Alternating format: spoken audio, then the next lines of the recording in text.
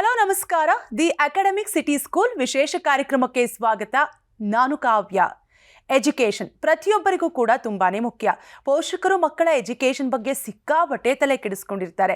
ಹೀಗಾಗಿ ಬೋರ್ಡಿಂಗ್ ಸ್ಕೂಲ್ಗೆ ಸೇರಿಸೋದಕ್ಕೂ ಕೂಡ ಮುಂದಾಗ್ತಾ ಇರ್ತಾರೆ. ಆದರೆ ಇತ್ತೀಚಿನ ದಿನಗಳಲ್ಲಿ ದಿ ಅಕಾಡೆಮಿಕ್ ಸಿಟಿ ಸ್ಕೂಲ್ ಅನ್ನುವಂತಹ ಬೋರ್ಡಿಂಗ್ ಸ್ಕೂಲ್ ಸಿಕ್ಕಾಪಟ್ಟೆ ಪ್ರಖ್ಯಾತಿ ಗಳಿಸ್ತಾ ಇದೆ. ಹಾಗಾಗಿ ಇವತ್ತಿನ ಕಾರ್ಯಕ್ರಮದಲ್ಲಿ ದಿ ಅಕಾಡೆಮಿಕ್ ಸ್ಕೂಲ್ ಎಲ್ಲಿದೆ, ಹೇಗಿದೆ, ಬೇರೆ ಬೋರ್ಡಿಂಗ್ ಸ್ಕೂಲ್ಗಿಂತ ಈ ಬೋರ್ಡಿಂಗ್ ಸ್ಕೂಲ್ ಯಾವ ರೀತಿಯಾಗಿ ವಿಭಿನ್ನ, ಇದೆಲ್ಲದರ ಬಗ್ಗೆ ಮಾಹಿತಿಯನ್ನು ತಿಳಿಸ್ಕೊಡಲು ನಮ್ಮ ಜೊತೆಗೆ ಅತಿಥಿಗಳು ಜಾಯ್ನ್ ಆಗಿದ್ದಾರೆ. ಬನ್ನಿ ಅವರನ್ನ ಕಾರ್ಯಕ್ರಮಕ್ಕೆ ವೆಲ್ಕಮ್ ಮಾಡೋಣ. ಮೊದಲನೇದಾಗಿ ದಿ ಅಕಾಡೆಮಿ ಸಿಟಿ ಶಾಲೆಯ ಪ್ರಿನ್ಸಿಪಲ್ ಆಗಿರುವಂತಹ ಪ್ರೊಫೆಸರ್ ಪಲ್ಲವಿ ಅವರು ನಮ್ಮ ಜೊತೆ ಕಾರ್ಯಕ್ರಮದಲ್ಲಿ ಜಾಯ್ನ್ ಆಗಿದ್ದಾರೆ. ಅವರನ್ನ ಕಾರ್ಯಕ್ರಮಕ್ಕೆ ಸ್ವಾಗತಿಸೋಣ. ಮೇಡಮ್ ನಮಸ್ತೆ, ಕಾರ್ಯಕ್ರಮಕ್ಕೆ ಸ್ವಾಗತ. ನಮಸ್ತೆ. ಕರಿಯರ್ ಸೆಲ್ನ ನಿರ್ದೇಶಕರು ಆಗಿರುವಂತಹ ಅಜಯ್ ಕಿಶನ್ ರಾಜ್ ಅವರು ಕೂಡ ಕಾರ್ಯಕ್ರಮದಲ್ಲಿ ಜಾಯ್ನ್ ಆಗಿದ್ದಾರೆ. ಅವರನ್ನ ಕಾರ್ಯಕ್ರಮಕ್ಕೆ ವೆಲ್ಕಮ್ ಮಾಡೋಣ. ಸರ್ ನಮಸ್ತೆ, ಕಾರ್ಯಕ್ರಮಕ್ಕೆ ಸ್ವಾಗತ. ನಮಸ್ತೆ ಮ್ಯಾಮ್. ಎಸ್ ಸರ್, ಮೊದಲನೇದಾಗಿ ನಿಮಗೆ ಕ್ವಶನ್ ಕೇಳ್ತೀನಿ. ದಿ ಅಕಾಡೆಮಿಕ್ ಸಿಟಿ ಸ್ಕೂಲ್ ಬಗ್ಗೆ ತಿಳಿಸ್ಕೊಡಿ. ಯಾವಾಗಿಂದ ಶುರುವಾಯಿತು, ಹೇಗಿದೆ, ಇದಕ್ಕೆ ಅಕಾಡೆಮಿಕ್ ಸಿಟಿ ಅಂತಾನೆ ಯಾಕೆ ಹೆಸರಿಟ್ರಿ, ತಿಳಿಸ್ಕೊಡಿ ಸರ್. ಓಕೆ, ಸೊ ಫಂಡಮೆಂಟ್ಲಿ ನಮ್ಮ ದೇಶದಲ್ಲಿ as a parents we always give 100% importance to academics.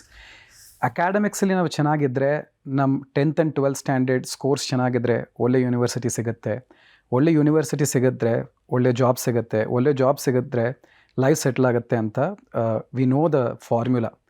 ಆ ಫಾರ್ಮ್ಯುಲಾಗೆ ಇರೋ ಸೋರ್ಸ್ ಏನಂತ ನೋಡಿದ್ರೆ ನಮ್ಮ ಅಕಾಡೆಮಿಕ್ಸ್ ಹೇಗಿದೆಯೋ ಅದನ್ನು ಬೇಸ್ ಮಾಡಿ ನಮ್ಮ ಫ್ಯೂಚರ್ ಇರುತ್ತೆ ಅಲ್ವಾ. ಸೊ ಹಂಗೆ ನೋಡಿದ್ರೆ ಪ್ರಾಬ್ಲಿ ನಮ್ಮ ಸ್ಕೂಲ್ದು ಫೋಕಸ್ ಏನಿದೆ ಅಂತ ಹೇಳಿದ್ರೆ, ಹೋಲಿಸ್ಟಿಕ್ ಡೆವಲಪ್ಮೆಂಟ್ ಇದ್ರೂ ಅಕಾಡೆಮಿಕ್ಸ್ ಅಂತ ಒಂದು ಬೇಸಿಕ್ ಫೌಂಡೇಶನ್ ಇರಬೇಕು ಅಂತಾನೆ ಅಕಾಡೆಮಿಕ್ ಸಿಟಿ ಅಂತ ಇಟ್ಟಿದ್ವಿ. ಅಕಾಡೆಮಿಕ್ ಸಿಟಿ ಒಳಗಡೆ various different kind of academical institutions ಇದ್ದಾವೆ, ಸ್ಕೂಲ್ಗಳಿದ್ದಾವೆ, ಕರಿಯರ್ ಕೌನ್ಸಿಲಿಂಗ್ ಸೆಂಟರ್ಸ್ ಇದ್ದಾವೆ, ಅವ್ರದ್ದು ಎಂಟ್ರೆನ್ಸ್ ಪ್ರಿಪ್ರೇಷನ್ ಮಾಡೋಕ್ಕೆ, ಗೈಡ್ ಮಾಡೋಕ್ಕೇನು ಆಪರ್ಚುನಿಟೀಸ್ ಇದ್ದಾವೆ. So that is why we have named it as academic city. ಇದು ಇವಾಗ ಸ್ಕೂಲ್ ಶುರುವಾಗಿ we are getting into the 4th year of our academic season and already having more than 400-500 students who have passed from the school in flying colors. That is the reason why we have named it as the Academic City School. Yes. Yes Pallavi madam, ನಿಮಗೆ the academic city school ಬಗ್ಗೆ ಕೇಳೋದಕ್ಕಿಂತ ಮುಂಚೆ boarding school ಬಗ್ಗೆ ಕೇಳ್ಬಿಡ್ತೀನಿ. ಯಾಕಂದರೆ ಇತ್ತೀಚಿನ ದಿನಗಳಲ್ಲಿ ಮನೆಯಲ್ಲಿ ಸ್ವಲ್ಪ ಮಕ್ಕಳು ಹಠ ಮಾಡ್ತಿದ್ದಾವೆ. ಹೇಳಿದ ಮಾತು ಕೇಳಲ್ಲ ಅಂದ ತಕ್ಷಣ ಹಾಸ್ಟೆಲ್ಗೆ ಸೇರಿಸ್ಬಿಡ್ತೀನಿ, ಬೋರ್ಡಿಂಗ್ ಸ್ಕೂಲ್ಗೆ ಸೇರಿಸ್ತೀನಿ ಅನ್ನುವಂತಹ ಮಾತುಗಳನ್ನು ಪೋಷಕರು ಹೇಳ್ತಾ ಇರ್ತಾರೆ. ಯಾಕಂದರೆ ಬೋರ್ಡಿಂಗ್ ಸ್ಕೂಲಲ್ಲಿ ತುಂಬ ಸ್ಟ್ರಿಕ್ಟ್ ಇರುತ್ತೆ, ಅಷ್ಟೊಂದು ಫ್ರೆಂಡ್ಲಿ ಅಟ್ಮಾಸ್ಫಿಯರ್ ಇಲ್ಲ ಅನ್ನುವಂತಹ ಮಾತುಗಳನ್ನು ಕೇಳ್ತಾ ಇರ್ತೀವಿ. ಸೊ ಈ ಬೋರ್ಡಿಂಗ್ ಸ್ಕೂಲ್ ಅಂದರೆ ಯಾವ ರೀತಿಯಾಗಿರುತ್ತೆ ಅನ್ನೋದನ್ನು ಮೊದಲು ತಿಳಿಸ್ಕೊಟ್ಬಿಡಿ ಮೇಡಮ್.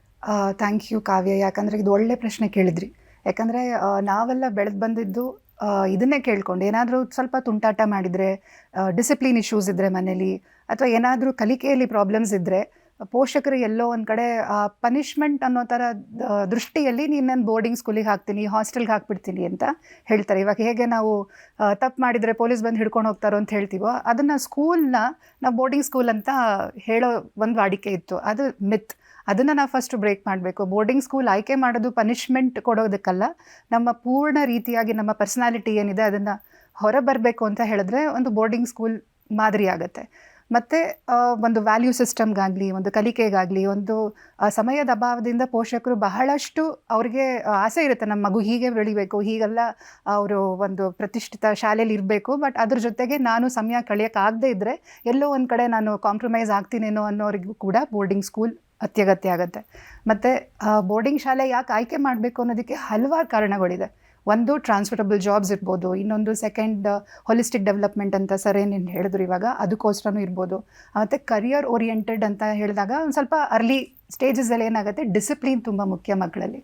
ಈಗ ಬೆಳಗ್ಗೆ ಎತ್ತಿದ್ದಂಗೆ ತುಂಬ ಸಲ ಮನೇಲಿ ಗ್ರ್ಯಾಂಡ್ ಪೇರೆಂಟ್ಸ್ ಇದ್ದರೆ ಅವರೆಲ್ಲ ವ್ಯಾಲ್ಯೂ ಸಿಸ್ಟಮ್ನ ತುಂಬ ಚೆನ್ನಾಗಿ ಹೇಳ್ಕೊಡ್ತಾರೆ. ಬಟ್ ವರ್ಕಿಂಗ್ ಪೇರೆಂಟ್ಸ್ ಇರೋರಿಗೆ ಸಮಯದ ಅಭಾವ, ಅವರು ಒತ್ತಡದಲ್ಲಿರ್ತಾರೆ, ಬೇಗ ಕೆಲಸಕ್ಕೆ ಹೋಗಬೇಕು ಅಂತಿರ್ತಾರೆ.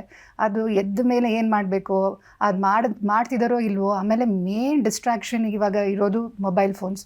ಮೊದಲು ಟಿ ವಿ ಅಂತಿದ್ವಿ, ಇವಾಗ ಮೊಬೈಲ್ ಫೋನ್ 24 ಗಂಟೆ ಕೊಟ್ಟರೂ ಸಹಿತ ಅವ್ರು ಅದನ್ನು ಸ್ಕ್ರೀನ್ ನೋಡ್ತಾನೆ ಇರ್ತಾರೆ. ಸ್ಕ್ರೀನ್ ಟೈಮ್ ತುಂಬ ಜಾಸ್ತಿ ಆಗಿರುತ್ತೆ. ಇದನ್ನೆಲ್ಲ ಅಡಿಕ್ಷನಿಂದ ಹೊರಗೆ ಬರಬೇಕು ಅಂತಂದರೆ ಒಂದು ಡಿಸಿಪ್ಲಿನ್ ಲೈಫ್ ಸ್ಟೈಲ್ ಮುಖ್ಯ, ಒಂದು ಟೈಮ್ ಟೇಬಲ್ ಮುಖ್ಯ, ನಿಯಮಿತವಾದ ಮತ್ತು ಪೌಷ್ಟಿಕ ಆಹಾರ ಮುಖ್ಯ ಆಗುತ್ತೆ. ಮತ್ತು ಇಲ್ಲಿ ಸ್ವಿಗ್ಗಿ ಆಗಲಿ, ಝೊಮ್ಯಾಟೊ ಆಗಲಿ, ನಾನು ಯಾವುದೂ ಹೇಳೋಕ್ಕೆ ಇಷ್ಟಪಡಲ್ಲ, ಬಟ್ ಆದರೆ ಕೆಲಸಕ್ಕೆ ಹೋಗೋರಿಗೆ ಅದೊಂದು ಆಪ್ಷನ್ ಇದೆ. ಆ ಆಹಾರನ ತೊಗೊಂಡು ಸೇವಿಸೋದೇ ಆಗಲಿ, ಅವ್ರ ಮಕ್ಳಿಗೂ ಅದನ್ನೇ ಕೊಡ್ತಿರೋದ್ರಿಂದ ಎಲ್ಲೋ ಒಂದು ಕಡೆ ಸ್ವಲ್ಪ ನ್ಯೂಟ್ರಿಷನ್ ಕಡೆನೂ ಗಮನ ಹರಿಸೋಕ್ಕಾಗ್ತಾ ಇಲ್ಲ ಪೇರೆಂಟ್ಸಿಗೆ. ಸೊ ಇದನ್ನೆಲ್ಲ ಬೇಕು, ಮತ್ತು ಸೇಫ್ಟಿನೂ ಮುಖ್ಯ ಆಗುತ್ತೆ. ಎಲ್ಲಿ ನಮ್ಮದು ಕೋವಿಡ್ ಆಗಿರೋದ್ರಿಂದ ಗಂಡು ಮಕ್ಕಳು ಹೆಣ್ಮಕ್ಳಿಗೆ ಎಲ್ಲಿ ಆ ಥರ ಸೇಫ್ಟಿ ಎನ್ವೈರ್ಮೆಂಟ್ ಇದೆ ಅದಕ್ಕಾಗಿಯೂ ಬೋರ್ಡಿಂಗ್ ಆಯ್ಕೆ ಮಾಡ್ಕೋತಾರೆ. ಪ್ಲಸ್ ಸ್ಪೋರ್ಟ್ಸ್ ಇಲ್ಲದೆ ಜೀವನ ಹೇಗಿರುತ್ತೆ ಅನ್ನೋದು ನಾವು ನೆನೆಸ್ಕೊಳ್ಳೋಕ್ಕೂ ಸಾಧ್ಯನೇ ಇಲ್ಲ. ಆ ಥರ ಫೆಸಿಲಿಟೀಸ್ನ ಎಲ್ಲ ಶಾಲೆಯಲ್ಲೂ ಒದಗಿಸೋದು ಸ್ವಲ್ಪ ಕಷ್ಟ. ಅದಕ್ಕೆ ಬೇಕಾದಂಥ ತರಬೇತಿ ಆಗಿರ್ಬೋದು, ಅದು ಪ್ರೋತ್ಸಾಹ ಆಗಿರ್ಬೋದು, ಅದು ಬೋರ್ಡಿಂಗ್ ಶಾಲೆಯಲ್ಲಿ ಖಂಡಿತ ಸಿಗುತ್ತೆ. ಬೆಳಗ್ಗೆ 5:30ಗೆ ಒಂದು 7-8 ವರ್ಷದ ಮಗು ಎದ್ದು ರಾತ್ರಿ 8:30ವರೆಗೂ ಒಂದು ಟೈಮ್ ಟೇಬಲ್ ಪ್ರಕಾರ ಅವರು ದಿನಚರಿ ಮಾಡ್ತಾರೆ ಅಂತ ಹೇಳಿದ್ರೆ, I think they going to be an examples in the days to come. Yes sir. ಇನ್ನು ದಿ ಅಕಾಡೆಮಿಕ್ ಸಿಟಿ ಸ್ಕೂಲನ್ನು ಜಾಬ್ ಓರಿಯೆಂಟೆಡ್ ಸ್ಕೂಲ್ ಅಂತ ಕೂಡ ಹೇಳ್ತಾರೆ. ಸೊ ಯಾಕೆ ಇದನ್ನು ಎಕ್ಸ್ಪ್ಲೈನ್ ಮಾಡ್ಬೋದಾ ವೀಕ್ಷಕರಿಗೆ, ಯಾವ ರೀತಿ ಅಂತ? ಡೆಫಿನೆಟ್ಲಿ ಜಾಬ್ ಓರಿಯೆಂಟೆಡ್ ಅಂತ ನಾವು ಹೇಳ್ಬೋದು. ಜಾಬ್ ಓರಿಯೆಂಟೆಡ್ ಅದು ಎಂಡ್ ಗೋಲ್ ಇದ್ದರೂ ಕೂಡ ಕರಿಯರ್ ಓರಿಯೆಂಟೆಡ್ ಅಂತ ಪ್ರಾಬಬ್ಲಿ ನಾವು ಅದನ್ನು ಹೇಳ್ಬೋದು. ಯಾಕೆ ಅಂತ ಹೇಳಿದ್ರೆ, back in the year 2000 India hardly had popular 60+ career choices to choose from. In 2024 today, India has more than 650+ career choices to choose from.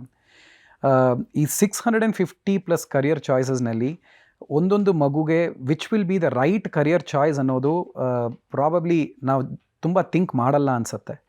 Unfortunately R fortunately ನನಗೆ ಇಂಜಿನಿಯರಿಂಗ್ ಮೆಡಿಕಲ್ ಅಂದರೆ ತುಂಬ ಇಷ್ಟ. ಅದ್ರ ಬಗ್ಗೆ ನಾನು ಆಪೋಸಿಟ್ ಅಂತ ಹೇಳ್ತಾ ಇಲ್ಲ. ಬಟ್ ಎಲ್ಲರೂ ಇಂಜಿನಿಯರಿಂಗೇ ಮಾಡಬೇಕು, ಮೆಡಿಕಲೇ ಅಂತ ಮಾಡಬೇಕು ಅಂತ ಹೇಳಿದ್ರೆ ಪ್ರಾಬ್ಲಿ ಅದನ್ನು ನಾವು ತುಂಬ ಥಿಂಕ್ ಮಾಡಬೇಕಲ್ಲ. ಬಿಕಾಸ್ ಎಲ್ಲರೂ ಇಂಜಿನಿಯರಿಂಗ್ ಮಾಡಿಬಿಟ್ರೆ ಮತ್ತು ಯಾರು ಲಾಯರ್ಸ್ ಇರ್ತಾರೆ, ಚಾರ್ಟರ್ಡ್ ಅಕೌಂಟೆಂಟ್ಸ್ ಯಾರಾಗ್ತಾರೆ, ಡಿಸೈನರ್ಸ್ ಯಾರಾಗ್ತಾರೆ, ಪೈಲಟ್ಸ್ ಯಾರಾಗ್ತಾರೆ ಅಂದರೆ ನಾವು ತುಂಬ ಥಿಂಕ್ ಮಾಡಬೇಕಾಗತ್ತೆ. ಸೊ ರೀಸೆಂಟ್ಲಿನೂ ಒಂದು ಆರ್ಟಿಕಲ್ ನೋಡ್ತಿದ್ರೆ approximately more than 5-6 lakh engineers are not being placed. Engineering ಎಲ್ಲ ಮಾಡಿಬಿಟ್ಟು ಪ್ಲೇಸೂ ಆಗಲ್ಲ. ಈ ಮಿಸ್ಟೇಕ್ ಎಲ್ಲಿ ಆಯಿತು ಅಂತ ಹೇಳಿದ್ರೆ, ಸ್ಕೂಲ್ನಲ್ಲಿ ಯಾರು ಹೇಳಿಲ್ಲ ಮಕ್ಕಳಿಗೆ, ನೀವು ಒಂದು ಸಕ್ಸಸ್ಫುಲ್ ಆರ್ಕಿಟೆಕ್ಟ್ ಆಗ್ಬೋದು, ಒಂದು ಫ್ಯಾಷನ್ ಡಿಸೈನರ್ ಆಗ್ಬೋದು, ಒಂದು ಲಾಯರ್ ಆಗ್ಬೋದು, ಒಂದು ಚಾರ್ಟರ್ಡ್ ಅಕೌಂಟೆಂಟ್ ಆಗ್ಬೋದು, ನೀವು ಒಂದು ಒಳ್ಳೆ ಬಿಸ್ನೆಸ್ ಮ್ಯಾನ್ ಆಗ್ಬೋದು ಅಂತ ಯಾರು ಮಕ್ಕಳಿಗೆ ಹೇಳಿಲ್ಲ. ಎಲ್ಲರೂ ಇಂಜಿನಿಯರಿಂಗ್ ಆಗ್ಬೋದು, ಮೆಡಿಕಲ್ ಆಗ್ಬೋದು ಅಂತ. That is also ರೆಕ್ವೈರ್ಡ್. ಇವಾಗ ಇಂಜಿನಿಯರಿಂಗ್ ಇಲ್ಲ ಅಂದರೆ ಈ ಕ್ಯಾಮ್ರಾ ಇಲ್ಲ, ನಾವಿಲ್ಲ, ಯಾರೂ ಇಲ್ಲ. ಇಲ್ಲಿ ಇಂಜಿನಿಯರಿಂಗ್ ಇಸ್ ಇಂಪಾರ್ಟೆಂಟ್. ಬಟ್ ಎಲ್ಲರೂ ಇಂಜಿನಿಯರಿಂಗ್ ಮಾಡಬೇಕು, ಎಲ್ಲ ಮೆಡಿಕಲ್ ಮಾಡಬೇಕಂತ ಅನ್ನೋದಿಲ್ವಲ್ಲ. ಸೊ ನಮ್ಮ ಸ್ಕೂಲಲ್ಲಿ ಯಾಕೆ ಕರಿಯರ್ ಓರಿಯೆಂಟೆಡ್ ಅಂತ ಹೇಳಿದ್ವಿ ಅಂತ ಹೇಳಿದ್ರೆ, probably we try to understand the core skills of the students right from 6th standard. 6th standardಲ್ಲಿ ಅವನದು ಪರ್ಸ್ನಾಲಿಟಿ ಹೇಗಿದೆ, ಮಗುದು ಪರ್ಸ್ನಾಲಿಟಿ ಹೇಗಿದೆ, ಅವ್ರದ್ದು ಥಿಂಕಿಂಗ್ ಹೇಗಿದೆ, ಯಾವ ಟಾಪಿಕ್ ಮೇಲೆ ಅವ್ರದ್ದು ತುಂಬ ಇಂಟ್ರೆಸ್ಟ್ ತೋರಿಸ್ತಿದ್ದಾರೆ, ಅದನ್ನು ನಾವು ತಗೊಂಡು ಅದನ್ನು ಆ್ಯಪ್ಟಿಟ್ಯೂಡ್, ಪರ್ಸ್ನಾಲಿಟಿ, ಇಂಟ್ರೆಸ್ಟ್ ಅಂತ ನಾವು ಡಿವೈಡ್ ಮಾಡ್ತೀವಿ. ಆ್ಯಪ್ಟಿಟ್ಯೂಡ್ ಅಂದರೆ ಏನು, ಅವ್ರದ್ದು ಕೋರ್ ಎಬಿಲಿಟಿ ಏನು ಅಂತ ನೋಡ್ತೀವಿ. ಪರ್ಸ್ನಾಲಿಟಿ, ಅವ್ರ ಕ್ಯಾರೆಕ್ಟರ್ ಹೇಗಿದೆ ಅಂತ ನೋಡ್ತೀವಿ. ಇಂಟ್ರೆಸ್ಟ್, ಅವ್ರಿಗೆ ಯಾವ ಪರ್ಟಿಕ್ಯುಲರ್ ಇಂಡಸ್ಟ್ರಿ ಮೇಲೆ ಇಂಟ್ರೆಸ್ಟ್ ಇದೆ ಅಂತ ನೋಡ್ತೀವಿ. ಇದನ್ನು ಕಲೆಕ್ಟ್ ಮಾಡಿ, ಇನ್ಫಾರ್ಮೇಷನ್ನ ಕಲೆಕ್ಟ್ ಮಾಡಿ, ಆ ಪರ್ಟಿಕ್ಯುಲರ್ ಸ್ಟೂಡೆಂಟ್ಗೆ ಯಾವ ಕರಿಯರ್ ಸೂಟ್ ಆಗ್ಬೋದು. ಈ 650+ ಕರಿಯರ್ ಆಪ್ಷನ್ಸ್ ಅಂತ ಹೇಳಿದ್ನಲ್ಲ, ಆ 650 ಆಪ್ಷನ್ಸ್ನಲ್ಲಿ ಮಕ್ಕಳಿಗೆ ಯಾವುದು ಸೂಟ್ ಆಗ್ಬೋದು ಅಂತ ಅನಲೈಸ್ ಮಾಡಿ, ಅಲ್ಲಿಂದ ಅವರಿಗೆ ಬೇಕಾಗಿರೋ ಪ್ರಿಪರೇಷನು ಕೊಡಬೇಕು ಅಂತ ನಮ್ಮದು ಪ್ಲ್ಯಾನ್ ಇತ್ತು. ಸೊ ದಟ್ ಈಸ್ ವೈ ಅಕಾಡೆಮಿಕ್ಸ್ನಿಂದ ಸ್ಟಾರ್ಟ್ ಆಗಿ ಕರಿಯರ್ನಲ್ಲಿ ಎಂಡ್ ಆಗಬೇಕು. So that is why we are a career oriented boarding school. ಒಂದು ಅಶ್ಯೂರೆನ್ಸ್ ಏನು ಕೊಡ್ಬೋದು ಅಂದರೆ, ನೀವು ರ್ಯಾಂಡಮ್ಲಿ ನಮ್ಮ ಸ್ಕೂಲಿಗೆ ಬಂದು ಒಂದು 10th standard ಮಗುನ ಕರೆದ್ಬಿಟ್ಟು ಜೀವನದಲ್ಲಿ ಏನು ಮಾಡಬೇಕು ಅಂತ ಕೇಳಿದ್ರೆ ಅವ್ರು ತುಂಬ ಕ್ಲಿಯರಾಗಿ ಹೇಳ್ತಾರೆ, ನಾನು ಇಂಜಿನಿಯರ್ ಆಗಬೇಕು ಅಂತ ಮಾತ್ರ ಹೇಳಿ. ನಾನು ಯಾಕೆ ಇಂಜಿನಿಯರ್ ಆಗಬೇಕು, ಯಾಕೆಂದರೆ ನನಗೆ ಸೈನ್ಸ್ ತುಂಬ ಇಷ್ಟ ಆಯಿತು, ನಾನು ಮ್ಯಾಥಮೆಟಿಕ್ಸ್ ತುಂಬ ಚೆನ್ನಾಗಿ ಮಾಡ್ತಾಯಿದ್ದೀನಿ, ನನಗೆ ಫಿಸಿಕ್ಸ್ ಅಂದರೆ ತುಂಬ ಇಷ್ಟ, ಅದರಿಂದ ನಾನೊಂದು ಮೆಕ್ಯಾನಿಕಲ್ ಇಂಜಿನಿಯರ್ ಆಗಬೇಕು ಅಂತ ಅವ್ರಿಗೆ ಕ್ಲಾರಿಟಿ ಇರುತ್ತೆ. ಇವಾಗ ನನಗೆ ಸೈನ್ಸ್ ಬರಲ್ಲ, ಬಟ್ ನನಗೆ ಆಂಟ್ರಪ್ರಿನರ್ಶಿಪ್ ಮೇಲೆ ನನಗೆ ಇಂಟ್ರೆಸ್ಟ್ ಇದೆ, ಪ್ರಾಬ್ಲಿ ನಾನು ಒಂದು ಬಿಸ್ನೆಸ್ ಮ್ಯಾನ್ ಆಗಬೇಕು, ನನ್ನ ಸ್ಕಿಲ್ಸ್ ಆ ಥರ ಇದೆ ಅಂತ they will have that clarity. That's the clarity we have given also. So ಈ ಕ್ಲಾರಿಟಿ ಕೊಡೋದೊಂದು probably we have taken it very very seriously ಅಂತ ಹೇಳ್ಬೋದು. ನಾವು ಸುಮ್ಮನೆ we don't want to take it lightly. We want to give this clarity extremely in depth of the child's mind with the parents' involvement. It's just not the student and the and the school. ಈ ಪ್ರಾಸೆಸ್ನಲ್ಲಿ parents they will be a part of it and will take a common decision up to 10th standard. ಆದಮೇಲೆ 11th ಹೋಗುವಾಗ will also prepare them for whatever industry they want to core get into. That is why it is a career oriented boarding school. That is how the name got formed. Yes madam, career oriented ಬಗ್ಗೆ sir ತುಂಬಾ ಚೆನ್ನಾಗಿ ತಿಳಿಸ್ಕೊಟ್ರು. The academic school ಯಾವ ರೀತಿಯಾಗಿ ಅದಕ್ಕೆ ಆಧಾರಿತವಾಗಿದೆ ಅಂತ. ಇನ್ನು ಇತ್ತೀಚಿನ ದಿನಗಳಲ್ಲಿ ಕರ್ನಾಟಕದಲ್ಲಿ ಹಲವಾರು ರೀತಿಯ ಬೋರ್ಡಿಂಗ್ ಸ್ಕೂಲ್ಗಳನ್ನು ನಾವು ನೋಡಿದ್ದೀವಿ, ಕೇಳಿದ್ದೀವಿ. ಸೊ ಬೇರೆ ಬೋರ್ಡಿಂಗ್ ಸ್ಕೂಲ್ಗಿಂತ the academic city school boarding school ಯಾವ ರೀತಿಯಾಗಿ ವಿಭಿನ್ನವಾಗಿದೆ ತಿಳಿಸ್ಕೊಡಿ. ಸರ್, ಇವಾಗ ಚೆನ್ನಾಗಿ ಹೇಳಿದ್ದಾರೆ. ನಮ್ಮದು ಫೋಕಸ್ ಬಂದು ಖಂಡಿತವಾಗ್ಲಿ ಸಮತೋಲನ ಇರಲೇಬೇಕು. ಚಿಕ್ಕ ಮಕ್ಕಳಿಗೆ ಅವರು ಕಲಿತಿರೋ ವಿಷಯಗಳ ಮೇಲೆ ಆಸಕ್ತಿ ಹುಟ್ಟಬೇಕು. ಆ ವಿಷಯನ ತಿಳಿಸ್ಕೊಡೋ ಒಂದು ಜವಾಬ್ದಾರಿ ನಾವು ತೊಗೊಂಡಿರ್ತೀವಿ. ಯಾವುದೇ ಸ್ಕೂಲ್ ಆಗಲಿ, ಬೋರ್ಡಿಂಗ್ ಆಗಲಿ, ರೆಸಿಡೆನ್ಷಿಯಲ್ಸ್ ಅಥವಾ ರೆಗ್ಯುಲರ್ ಸ್ಕೂಲ್ ಆಗಲಿ, this is the main responsibility. So ಬೆಳಗ್ಗೆ ಅವರು ವ್ಯಾಯಾಮದ ಟೈಮಿಂದ ಹಿಡಿದು ರಾತ್ರಿ ಮಲಗೋ ತನಕ ನಿಮಗೆ ಕಂಟಿನ್ಯೂಸ್ ಸೂಪರ್ವಿಷನ್ ಇದ್ದೇ ಇರುತ್ತೆ. ಇದು ಎಲ್ಲ ರೆಸಿಡೆನ್ಷಿಯಲ್ ಸ್ಕೂಲ್ಸಲ್ಲೂ ಇರುತ್ತೆ, ನಮ್ಮಲ್ಲೂ ಕೂಡ ಇದೆ. ಹೇಗೆ ವಿಭಿನ್ನವಾಗಿರುತ್ತೆ ಅಂತಂದರೆ, ಒಂದು personal touch, home away from home ಅನ್ನೋ ಒಂದು ಕಾನ್ಸೆಪ್ಟ್ ಎಲ್ಲ ಶಾಲೆಯಲ್ಲೂ ಇರಬೇಕು. ಅದು ನಮ್ಮಲ್ಲೂ ಕೂಡ ಇದೆ. ಮತ್ತು ವಿಷಯ ತಿಳಿಸ್ಕೊಡೋ ರೀತಿ ಏನಿದೆ, ನಾವು ತಜ್ಞರನ್ನ ಕರೆಸಿ ಅವ್ರಿಗೆ ಒಂದು ಇನ್ಸ್ಪಿರೇಷನ್ ಬರೋ ಹಾಗೆ ನಾವು ವಾತಾವರಣ ಕ್ರಿಯೇಟ್ ಮಾಡ್ತೀವಿ. ಸುಮ್ಮನೆ ವಿಷಯ ಏನಿದೆ ಟೆಕ್ಸ್ಟ್ ಬುಕ್ಕಲ್ಲಿ ಇರೋದನ್ನು ಮಾತ್ರ ಅಲ್ಲ, ವ್ಯಾಲ್ಯೂ ಎಜುಕೇಷನ್ ಆಗಿರ್ಬೋದು, ಎಕ್ಸ್ಪೀರಿಯನ್ಷಿಯಲ್ ಲರ್ನಿಂಗ್ ಆಗಿರ್ಬೋದು. ನಾವು ಭಾನುವಾರ ಮತ್ತು ನೋಡಿದರೆ it is filled with activities. ಭಾನುವಾರ ಲೇಸಿ ಡೇ ಆಗೇ ಇರಲ್ಲ, ಅಥವಾ ಭಾನುವಾರ ಏನು ಮಾಡಬೇಕು, ಮಲ್ಕೊಂಡಿರಬೇಕು ಅನ್ನೋದು ಇಲ್ಲವೇ ಇಲ್ಲ. ಅಲ್ಲಿ ಕೂಡ we have a very systematic approach towards. ಒಂದು ಟೈಮ್ ಟೇಬಲ್ನ ಹಾಕಿ ಬೆಳಗ್ಗೆ ಒಂದು ಎನ್ವೈರ್ಮೆಂಟಲ್ ಟೂರ್ ಕರ್ಕೊಂಡು ಹೋಗೋದು. ನಮ್ಮಲ್ಲಿ ಫಾರ್ಮಿಂಗ್ ಇದೆ, ಆ ಮಕ್ಕಳನ್ನ ಕೂಡ ತೋರಿಸ್ಕೋತೀವಿ. ಆಮೇಲೆ ಡಿಬೇಟ್ ಅಂಥ ವಿಷಯದಲ್ಲಿ ಆ ವಿಷಯಗಳನ್ನ ಮಂಡನೆ ಮಾಡೋ ಅಂಥ ಒಂದು ವಾತಾವರಣನ ಕ್ರಿಯೇಟ್ ಮಾಡ್ತೀವಿ. ಇದು ನಾನು ಹೇಳ್ದಂಗೆ ಕೇಳು ಅನ್ನೋ ಥರ ಹೇಳೋದಲ್ಲ, ಅವರಿಂದ ಬಹಳಷ್ಟು ಮಕ್ಕಳಿಂದ ತಿಳ್ಕೊಂಡು ನಮ್ಮ ಶಿಕ್ಷಕರು ಕೂಡ ಅವ್ರಿಗೆ ಆ ಒಂದು ಎನ್ವೈರ್ಮೆಂಟ್ನ ಡೆವಲಪ್ ಮಾಡ್ತಾರೆ. ಮತ್ತು ಎಲ್ಲಿ ಪೇರೆಂಟ್ಸ್ ತುಂಬ ಮುಖ್ಯ ಆಗ್ತಾರೆ. ಅವ್ರ ಮಾನಸಿಕವಾಗಿ ಅವ್ರಿಗೆ ಏನು ಸಪೋರ್ಟ್ ಬೇಕೋ ನಮ್ಮಲ್ಲಿರೋ ಕೌನ್ಸಿಲರ್ಸ್ ಆ ಸಪೋರ್ಟ್ ಕೂಡ ಕೊಡ್ತಾರೆ. ಇಂಡಿಯಾದಲ್ಲಿರೋ ಎಲ್ಲ ರಾಜ್ಯದಿಂದ ನಮ್ಮ ಮಕ್ಕಳು ಅಲ್ಲಿ ಬಂದು ಓದಿದಾಗ ಲೀಡರ್ಶಿಪ್ ಸ್ಕಿಲ್ಸ್ ಬಹಳಷ್ಟು ಡೆವಲಪ್ ಆಗುತ್ತೆ. ಇಂಡಿಪೆಂಡೆಂಟ್ ಆಗಿರೋದು ಹೇಗೆ ಅನ್ನೋದನ್ನು ಕಲಿತಾರೆ. ಮತ್ತು ಏನಾದರೂ ಒಂದು ಪ್ರೋಗ್ರಾಮ್ ಮಾಡಬೇಕು ಅಂದರೆ ಅವ್ರ ಪ್ರೆಸೆಂಟೇಷನ್ಸ್ ನೋಡಿದರೆ ಇವರೊಂದು ಈವೆಂಟ್ ಮ್ಯಾನೇಜ್ಮೆಂಟ್ ಕಂಪ್ನಿನೇ ಸ್ಟಾರ್ಟ್ ಮಾಡ್ಬೋದು ಅನ್ನೋ ಲೆವೆಲ್ಲಿಗೆ ಅವರು ಬೆಳೀತಾರೆ. ಇದನ್ನು ನಾವು ನೋಡ್ತಿದ್ದೀವಿ. ಎಸ್ ಮೇಡಮ್, ಈಗಾಗಲೇ ದಿ ಅಕಾಡೆಮಿಕ್ ಸ್ಕೂಲ್ ಬಗ್ಗೆ ಸಾಕಷ್ಟು ವಿಚಾರವನ್ನು ನೀವು ಹಂಚ್ಕೊಂಡಿದ್ದೀರಾ. ಇನ್ನು ಅಲ್ಲಿ ಕಲಿಯುತ್ತಿರುವಂತಹ ವಿದ್ಯಾರ್ಥಿಗಳಿಗೆ ವೀಕ್ ಡೇಸ್ ಯಾವ ರೀತಿ ಆಗಿರುತ್ತೆ, ವೀಕೆಂಡ್ ಯಾವ ರೀತಿ ಆಗಿರುತ್ತೆ, ಯಾವೆಲ್ಲ ಆ್ಯಕ್ಟಿವಿಟೀಸಲ್ಲಿ ಅವರು ಇನ್ವಾಲ್ವ್ ಆಗ್ಬೋದು, ಹೇಗೆ? ವೀಕ್ ಡೇಸ್ ಮತ್ತು ವೀಕೆಂಡ್ಸ್ ಟೋಟಲಿ ಪ್ಲ್ಯಾಂಡ್ ಆಗಿರುತ್ತೆ. ಏನು ಮಾಡಬೇಕು ಅನ್ನೋದನ್ನು ಮೊದಲೇ ನಾವು ಸ್ಟ್ರಕ್ಚರ್ಡ್ ಆಗಿ ಒಂದು ಕಮಿಟಿ ಫಾರ್ಮ್ ಮಾಡಿ, ಒಂದು ಟೈಮ್ ಟೇಬಲ್ ಮಾಡಿ, ಅದನ್ನು ನಾವು ನ್ಯೂಸ್ ಪೇಪರಲ್ಲೂ ಕೂಡ ಮಾಹಿತಿ ಕೊಟ್ಬಿಡ್ತೀವಿ. ಯಾವುದೇ ಶಾಲೆ ಟೈಮ್ ಟೇಬಲ್ನ ನೀವು ಹೋಗಿ ಕೇಳಬೇಕಾಗತ್ತೆ, ಅಥವಾ ವೆಬ್ಸೈಟಲ್ಲಿ ಮಾತ್ರ ಅಲ್ಲ, we also advertise about that. ಹೇಗೆ ಅಂದರೆ, ಒಂದು ಮಗು ಬೆಳಗ್ಗೆ ಏಳೋದು, ಬ್ರಹ್ಮ ಮುಹೂರ್ತದಲ್ಲಿ ಎದ್ದು ಅಭ್ಯಾಸ ಮಾಡೋದ್ರಿಂದ ಹೇಗೆ ಅವರು ವಿಕಾಸನೆಗೆ ಹೆಲ್ಪ್ ಆಗುತ್ತೆ ಅನ್ನೋದನ್ನು ನಾವೆಲ್ಲ ತಿಳ್ಕೊಂಡಿದ್ದೀವಿ. ಅದನ್ನು ಎಷ್ಟು ಜನ ಮಾಡಲಿಕ್ಕಾಗ್ತಾಯಿದೆ ಅನ್ನೋದನ್ನು ಕೂಡ ನಾವು ಟೆಸ್ಟ್ ಮಾಡಿದ್ದು ಅಂತಂದರೆ, ಬೋರ್ಡಿಂಗ್ ಸ್ಕೂಲಲ್ಲಿ ಅದು ನಮ್ಮ ಡಾಮ್ ಪೇರೆಂಟ್ಸ್ ಅಂತ ನಾವು ಕರಿತೀವಿ. ಅವ್ರದ್ದು ರೋಲ್ ತುಂಬ ತುಂಬ ಇಂಪಾರ್ಟೆಂಟ್ ಇರುತ್ತೆ. ಅವರು ಪೋಷಕರ ಹಾಗೇನೆ ಅವ್ರನ್ನ ಹೋಗಿ ಎಬ್ಬಿಸಿ ಆ ನಂತರ ಅಭ್ಯಾಸ ಆಗುತ್ತೆ. ಸ್ಟಾರ್ಟಿಂಗಲ್ಲಿ ಒಂದು ಸ್ವಲ್ಪ ಎಲ್ಲ ಮಕ್ಕಳಿಗೂ ಕಷ್ಟ. ಇದುವರೆಗೆ ಚಳಿ, ಈ ಡಿಸೆಂಬರ್ ಚಳಿಲಿಯೂ ಎದ್ದು ವ್ಯಾಯಾಮಕ್ಕೆ ಸಿದ್ಧ ಆಗೋದು, ಯೋಗಕ್ಕೆ ಸಿದ್ಧ ಆಗೋದು, ಆಮೇಲಿಂದ ಸ್ನಾನ ಮಾಡಿ, ಆಮೇಲೆ ಅವರು ಯೂನಿಫಾರ್ಮ್, ಯಾರು ಬಂದು ಏನು ಹೇಳೋದು ಬೇಡ, ಅವರೇ ಎಲ್ಲ ರೆಡಿಯಾಗಿ ಬ್ರೇಕ್ಫಾಸ್ಟ್ ಟೇಬಲ್ಗೆ 8 ಗಂಟೆಗೆ ಬಂದು 8:15 ಒಳಗೆ ಅವರು ಅಸೆಂಬ್ಲಿ ಮುಗಿಸ್ಕೊಂಡು 8:30 ಟೈಮ್ ನಮ್ಮದು ಕ್ಲಾಸಸ್ ಸ್ಟಾರ್ಟ್ ಆಗುತ್ತೆ. 3 hours ನಂತರ ಅವ್ರಿಗೊಂದು ಫ್ರೂಟ್ ಬ್ರೇಕ್ ಇರುತ್ತೆ. ಸೊ ಆ ಫ್ರೂಟ್ ಬ್ರೇಕ್ ಆದಮೇಲೆ ಮತ್ತೆ ಒಂದು 3 ಗಂಟೆ ಕಾಲ ಅವ್ರಿಗೆ ತರಗತಿಗಳನ್ನ ನಾವು ಮುಂದುವರಿಸ್ತೀವಿ. ಅದರಲ್ಲಿ ಎಲ್ಲ ಥರ ಕಲಿಕೆಗಳೂ ಇರುತ್ತೆ, ಬರೀ ಅಕಾಡೆಮಿಕ್ಸ್ ಒಂದೇ ಇಲ್ಲ. ಒಂದು ನಮ್ಮದು CBSE ಸ್ಕೂಲ್ ಆಗಿರೋದ್ರಿಂದ CBSE ನಿಯಮಿತ ಕರಿಕ್ಯುಲಮ್ ಏನಿದೆ ಅದರ ಪ್ರಕಾರನೇ ನಾವು ನಡೆಸ್ತೀವಿ. Sports is not just one of the classes. ಅದರಲ್ಲಿ ಒಂದು 3 ಅವ್ರು ಆಯ್ಕೆ ಮಾಡ್ತಾರೆ. ಒಂದು 2 ಇಂಡೋರ್ ಗೇಮ್ ಆಗಿರ್ಬೋದು, ಒಂದು ಔಟ್ಡೋರ್ ಗೇಮ್ ಆಗಿರ್ಬೋದು. ಅದನ್ನು ತೊಗೊಂಡು ಸ್ಪೆಷಲೈಸ್ಡ್ ಕೋಚಸ್ ಇದ್ದಾರೆ ನಮ್ಮಲ್ಲಿ, 4 ಜನ ಇದ್ದಾರೆ. ಒಂದು ಸ್ವಿಮ್ಮಿಂಗ್ ಆಗಿರ್ಬೋದು, ಸ್ಕೇಟಿಂಗ್, ಯೋಗ, ಮತ್ತು ಬಾಸ್ಕೆಟ್ಬಾಲ್, ಫುಟ್ಬಾಲ್, ಅಥ್ಲೆಟಿಕ್ಸ್, ಅದಕ್ಕೂ ಕೂಡ ಪ್ರೋತ್ಸಾಹ ಕೊಡ್ತೀವಿ. ಮತ್ತು ಪೇರೆಂಟ್ಸ್ ಜೊತೆಗೆ ಯಾವಾಗ ಹೋಗ್ಬೋದು ಅಂದರೆ, ತಿಂಗಳಿಗೆ ಒಂದ್ಸಲಿ ಅವ್ರ ಮನೆಗೆ ಹೋಗಿ, ಒಂದು ಶನಿವಾರ ಹೋಗಿ ಭಾನುವಾರ ಅವ್ರ ಜೊತೆಗಿದ್ದು ಭಾನುವಾರ ಸಂಜೆ ಶಾಲೆಗೆ ಹಿಂತಿರುಗ್ತಾರೆ. ಇನ್ನು ಮುಖ್ಯವಾಗಿ ವಿದ್ಯಾರ್ಥಿಗಳಿಗೆ ಕರಿಯರನ್ನು ಸೆಲೆಕ್ಟ್ ಮಾಡ್ಕೊಳ್ಳೋದು ತುಂಬಾ ಮುಖ್ಯವಾಗಿರುತ್ತೆ. ಅದರಲ್ಲೂ 11th 12th ವಿದ್ಯಾರ್ಥಿಗಳಂತೂ ಯಾವ ರೀತಿಯಾಗಿ ಸೆಲೆಕ್ಟ್ ಮಾಡ್ಕೊಳ್ಳೋದು ಅನ್ನೋ ಗೊಂದಲ ಅಂತೂ ಇದ್ದೇ ಇರುತ್ತೆ. ಸೊ ನೀವು ಯಾವ ರೀತಿಯಾಗಿ ಪ್ರಿಪೇರ್ ಮಾಡಿರ್ತೀರಾ ನಿಮ್ಮ ಬೋರ್ಡಿಂಗ್ ಸ್ಕೂಲಲ್ಲಿ, ತಿಳಿಸ್ಕೊಡಿ. ನಮ್ಮಲ್ಲಿ ಒಂದು ಕಾನ್ಸೆಪ್ಟ್ ಇದೆ, ಅದು ABCDEFGH ಅಂತ. ಸೊ ಈ ಒಂದೊಂದು ಆಲ್ಫಾಬೆಟ್ಟು ಕೂಡ ಒಂದು ಪರ್ಟಿಕ್ಯುಲರ್ ಕರಿಯರ್ಗೆ ಕನೆಕ್ಟ್ ಆಗಿದೆ.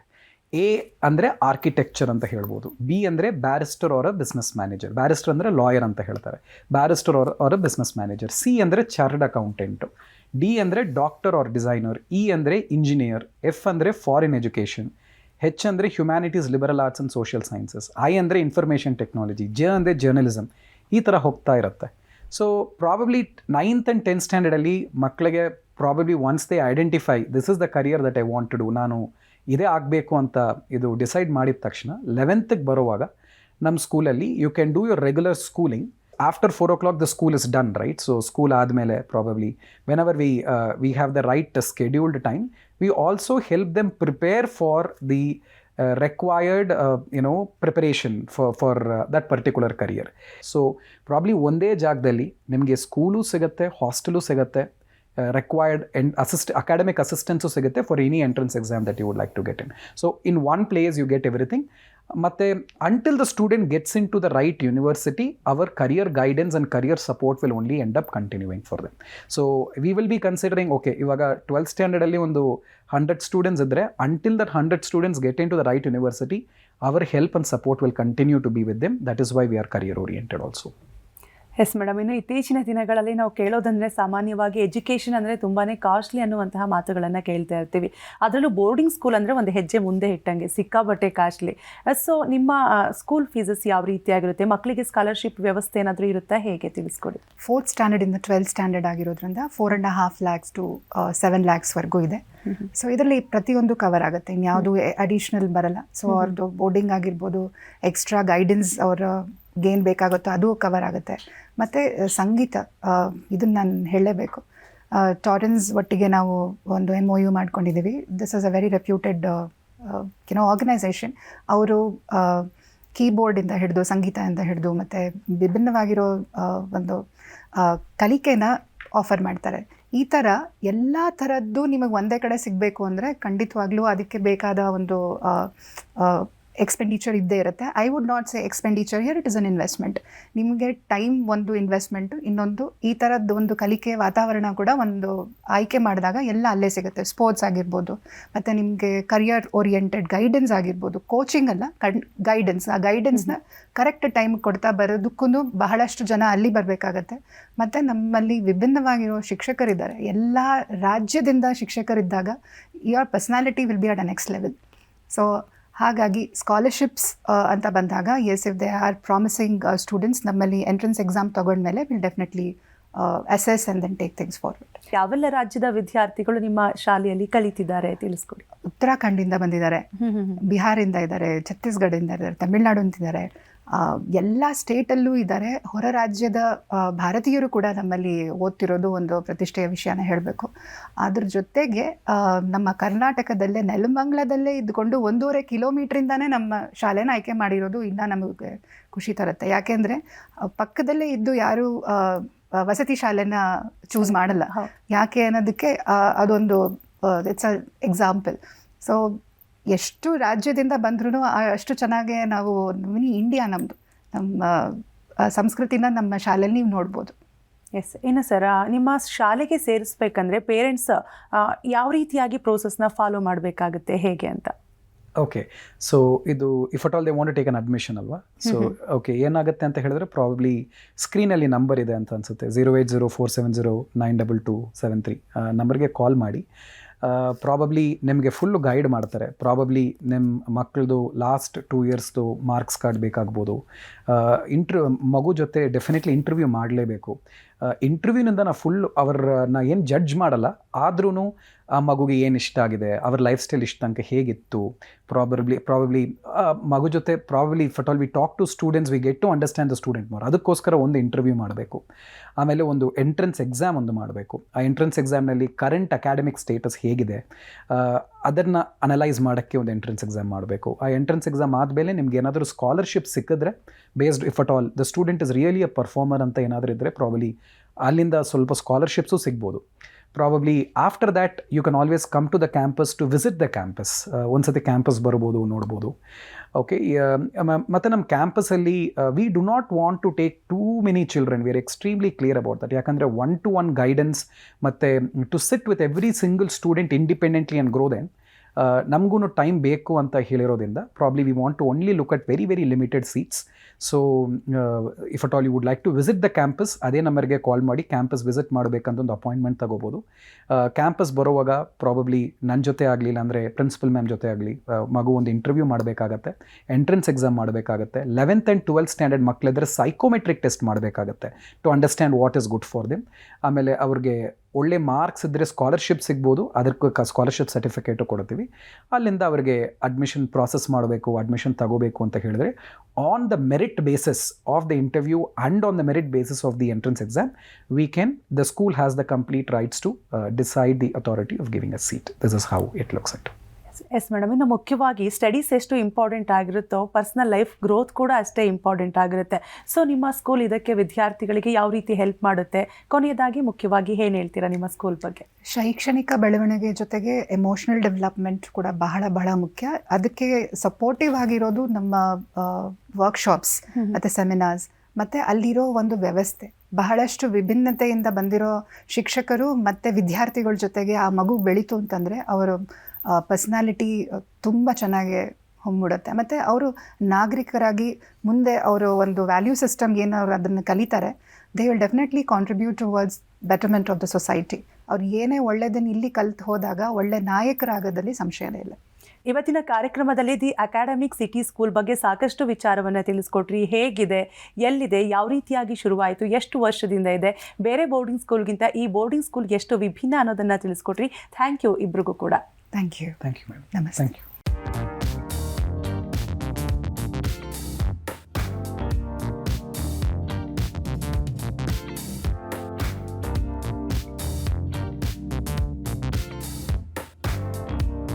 ನೋಡಿದ್ರಲ್ಲ ವೀಕ್ಷಕರೇ, ದಿ ಅಕಾಡೆಮಿಕ್ ಸಿಟಿ ಸ್ಕೂಲ್ ಬಗ್ಗೆ ಬಹಳಷ್ಟು ವಿಚಾರವನ್ನ ತಿಳ್ಕೊಂಡ್ರಿ ಅಂತ ಅನ್ಕೋತೀವಿ.